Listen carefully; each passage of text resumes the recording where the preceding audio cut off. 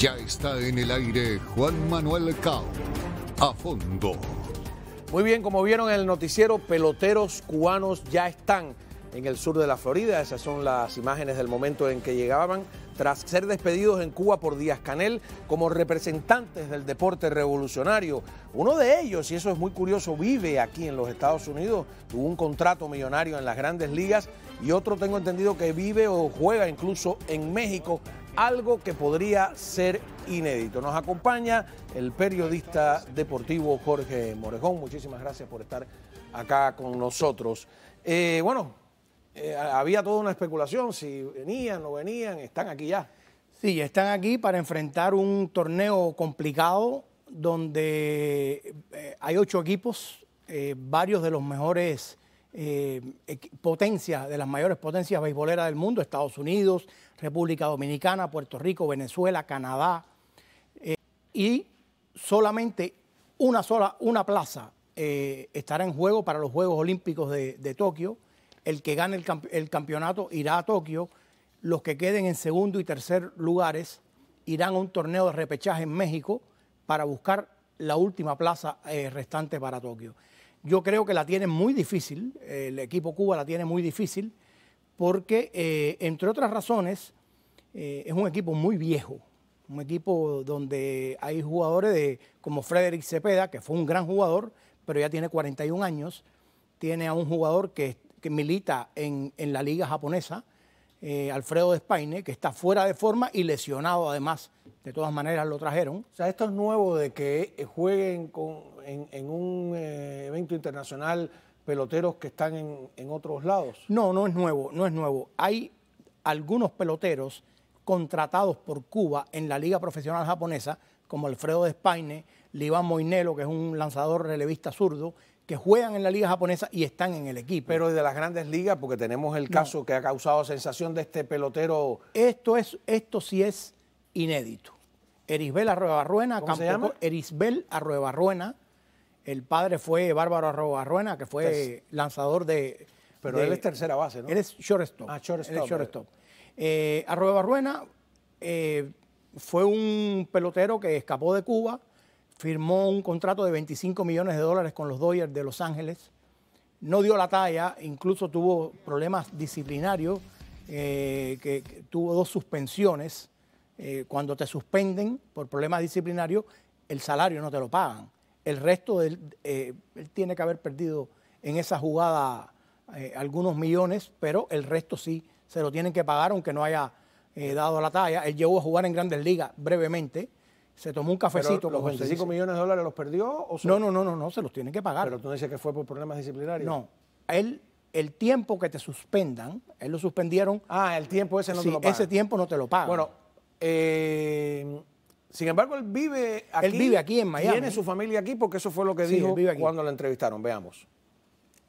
Es un verdadero orgullo de la manera que me recibió mi familia, el pueblo, ¿no? Yo creo que más que nada el béisbol es mi pasión y pues así lo viví. Creo que para mí fue una experiencia inolvidable. Ya mi vivo, aquí tengo mis hijos, mi familia y pues bueno, nada, solamente soy un deportista que se desvive por el béisbol.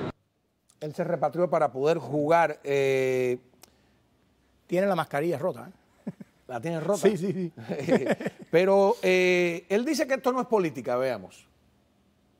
Pues para mí nada, eso es secundario, realmente, repito, yo soy un deportista, el béisbol es mi pasión y si mi familia está contenta, pues eso es lo que importa.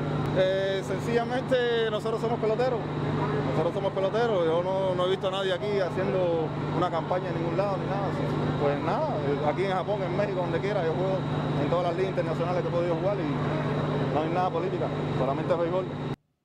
Pero eso no es verdad, porque miren, cuando Díaz-Canel les despidió de Cuba, primero el hecho de que Díaz-Canel les despide, los despide como representantes del deporte revolucionario. Veamos.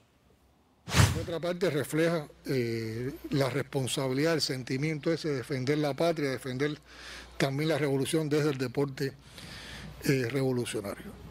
Y esto viene muy bien en un momento, tal como ustedes expresaban, cuando estamos en un proceso de rescate de los resultados del béisbol cubano, cuando el pueblo está ansioso por tener nuevamente una victoria sonada en eventos internacionales, por estar representado en los eventos de más alto estándar competitivo del béisbol. Deporte revolucionario quedó clarísimo, dijo mucho más. Sí, mira, yo creo que en los últimos años que ya ha bajado la calidad del béisbol cubano, por muchas razones, entre la fuga de peloteros que en los últimos 30 años asciende a más de 1.200 peloteros que han escapado de Cuba. Yo creo que una cosa que ha influido en los malos resultados de la pelota cubana es la presión extradeportiva que le ponen a esos muchachos, porque están yendo como si fueran una guerra, como si la supervivencia del país estuviera en juego. Es un juego de pelota, sencillamente, pero le ponen esta presión y yo creo que eso a la larga le termina dañándolos. Fíjate, no solo Arrobarruena vive fuera de Cuba, también está un jardinero que se llama Yadir Drake, que juega en la Liga Mexicana. Son dos peloteros que se repatriaron y jugaron en la Serie Nacional. Hay otros peloteros de diferentes ligas, como Félix Pérez, que se ha convertido en una leyenda en el béisbol del Caribe y todo, que manifestaron, o Henry Rutia también, que manifestaron su interés en jugar por la selección cubana. Le dijeron, bueno, vamos a ver, al final le dieron agua al dominó, y como son personas, como son jugadores que no están bajo el control de las autoridades cubanas, al final los desecharon. Porque te exigen que juegues en las series nacionales de Cuba. Mira, no te exigen. De hecho, en los últimos Porque años... este juega en las series nacionales, ¿no? Sí, él sí. ¿Con qué equipo? Con Cienfuegos. Él un pelotero que intentó probar suerte aquí, fracasó y al final no encontró dónde jugar y regresó a... Un fracaso en el que te llevas varios millones de dólares. Bueno, sí, no, pero desde el punto de vista deportivo fracasó. Estuvo enfermo, algo así, ¿no? Sí, también. Tuvo problemas de salud. Diabetes, algo así. Diabetes, que eso influyó mucho en no enfocarse en su trabajo, que era jugar béisbol aquí. Pero a mí lo que me llama la atención es que mientras en otros deportes ya Cuba ha empezado a llamar a jugadores que están en otras ligas y que no están bajo su control, como por ejemplo el fútbol o el voleibol, sigue reacia al béisbol. ¿Por qué razón? Porque el béisbol es más que un deporte, es parte de la identidad cubana. Y eso es algo que ellos han manejado de una manera... Pero dice que han perdido mucho terreno con el fútbol últimamente, ¿no? ¿Con el fútbol? ¿Sí? No, el fútbol nunca han tenido terreno. No, pero que han perdido el nivel de popularidad. El béisbol ha perdido... muchos fanáticos que se han pasado al fútbol. Sí, pero eso es harina a otro costal. Es sencillamente porque la televisión cubana le dedica muchos espacios a transmitir la Liga Española, la Champions League, y entonces tú lo que estás viendo de calidad es ese deporte. Pero yo siempre he dicho que eso es artificial, porque si tú a un supuesto fanático del fútbol en Cuba le pides que te enumere la alineación de la selección cubana de fútbol, probablemente 1 de 1000 se va. Pero sí saben la del Real Madrid, claro, la del Barça. Claro. Pero es lo que yo digo, si el día de mañana, en vez de la Liga de Fútbol, la televisión cubana empieza a transmitir la NHL, la Liga de Hockey Profesional de los Estados Unidos, en 3 meses vas a ver a los niños con una lata aplastada y las escobas de sus mamás jugando hockey en la calle. Porque al cubano, a ver, y esto no es chauvinismo, Cuba es el país más deportivo de toda América Latina, que ha tenido campeones olímpicos en 10 disciplinas diferentes y medallistas en 15 deportes distintos. Eso... Pero dice que eso es un logro de la revolución, que eso es gracias a la revolución, que antes no era así, dice. Yo creo que, a ver, vamos a ser honestos, algo tiene que se destinaron muchos recursos al deporte para usarlo como una bandera de propaganda política. Y entonces se diversificó el deporte. Pero siempre se jugó buen béisbol en Cuba antes. No, buen béisbol y buen boxeo siempre hubo en Cuba. Y ajedrez. Y ajedrez con Capablanca. El único país del continente fuera de Fischer que ha tenido un campeón mundial. Exactamente, con José Raúl Capablanca. Y bueno, el primer campeón olímpico, Ramón Fons, en esgrima, en Incluso. Y el Andarín Carvajal. Cuando Ramón Fons... Estoy hablando de la Andarín, sí, ¿no? claro, Félix Carvajal. Cuando Ramón Fons gana la primera medalla de oro olímpica para cualquier atleta de Latinoamérica, fue en los años 20 por ahí, ¿no? en 1900. O sea, Cuba ¿en todavía, 1900? Cuba todavía no era una república instituida. Ah, mira eso, fue tan atrás, Fons. Sí, en 1900 y después en 1904 barrió con todo el medallero de la esgrima. Ramón Fons, Manuel Díaz y un estadounidense que compitió por Cuba, Alberson Post.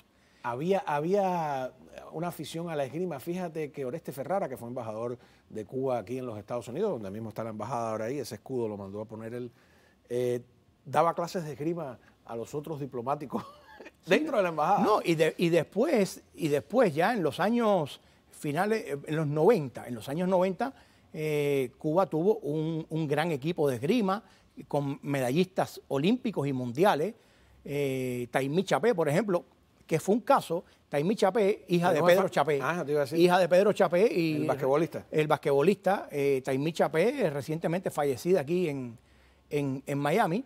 Taimí Chapé fue campeona mundial de esgrima.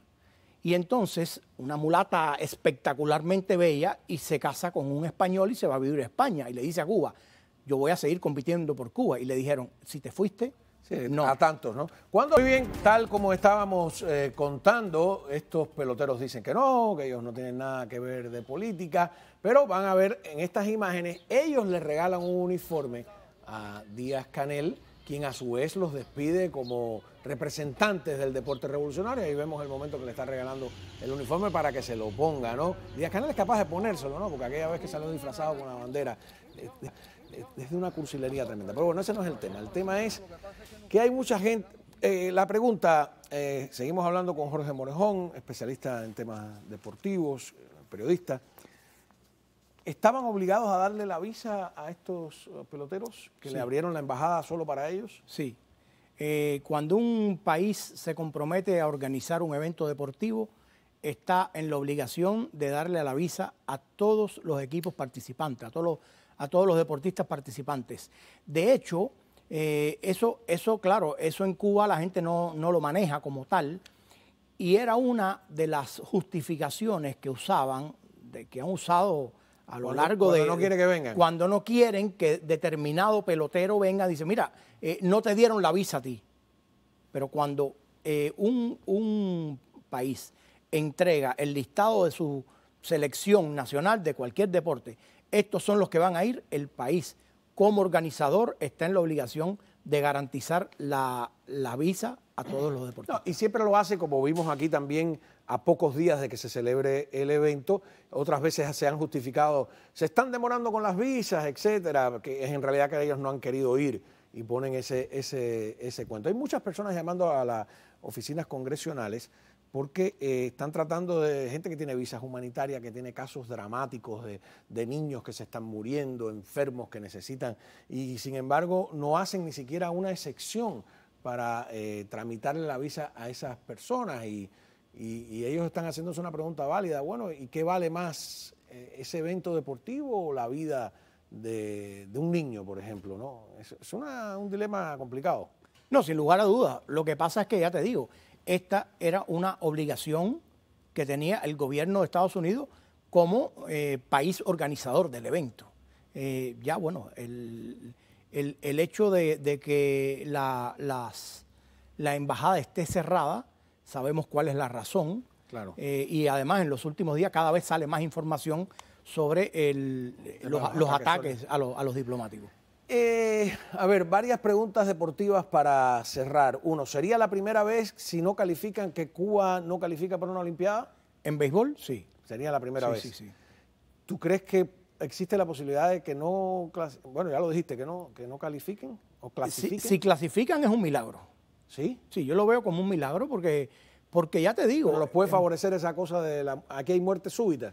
Mira, hay dos grupos de 4 equipos cada uno. Yo no sé cómo ellos siempre se las arreglan para que lo pongan en el grupo más flojo. ¿Y están en el más flojo? Están en el grupo más flojo. Imagina tú que en el otro grupo está Estados Unidos, está Puerto Rico, está República Dominicana. Que se eliminan entre ellos. Se eliminan entre ellos. Entonces, los dos primeros de cada grupo van a una final cruzada. Los que queden en los lugares 3 y 4 de cada grupo se van para su casa. Ahora, yo no sé en el caso de Cuba cuántos irán para su casa o cuántos aprovecharán la oportunidad Esa de quedarse es la pregunta. aquí. El gran temor siempre de ellos que no han querido hacer cosas o en Miami, o así, es que deserten. ¿Tú crees que alguien...? Yo pienso que depende. Si clasifican, no se van a perder a la Olimpiada, ¿no? Bueno, a ver, el problema es que esto es una oportunidad única, ¿eh? Están en los Estados Unidos, donde hay una ley que los ampara y al año y un día son elegibles para la residencia. Sí, porque fueron inspeccionados por inmigración. Mira, etc. no se trata ya no solo de jugar pelota, se trata de ser libres. Bueno, pero estás pidiendo Bueno, a ver, yo te voy a poner... pelotas al bate. Le estás No, pidiendo. yo te voy a poner el ejemplo de el Jackie Robinson cubano, René Arocha, que fue el hombre que rompió una barrera política. No se quedó para jugar. Él no se quedó para jugar. René Arocha, y voy a hacer un poco de publicidad, me voy a hacer un poco de publicidad. documental que estás Eso haciendo. lo verán en los próximos meses en un documental que estamos haciendo sobre precisamente René Arocha. René Arocha, él quería ser libre y además él decía que su información sobre las grandes ligas era nula y él pensaba que él no tenía el nivel. Cuando vio el béisbol aquí, dijo, yo puedo lanzar aquí, y afortunadamente llegó. Si no clasifican, es probable que se quede alguno, porque dice, bueno, si ya no clasifique, pero si clasifican, no lo sé. Muchísimas gracias. De todas maneras, aquí que el especialista en el tema eres tú, yo solo especulo. Sonó rara la palabra. Jorge Monejón, periodista deportivo. Cuando regresemos.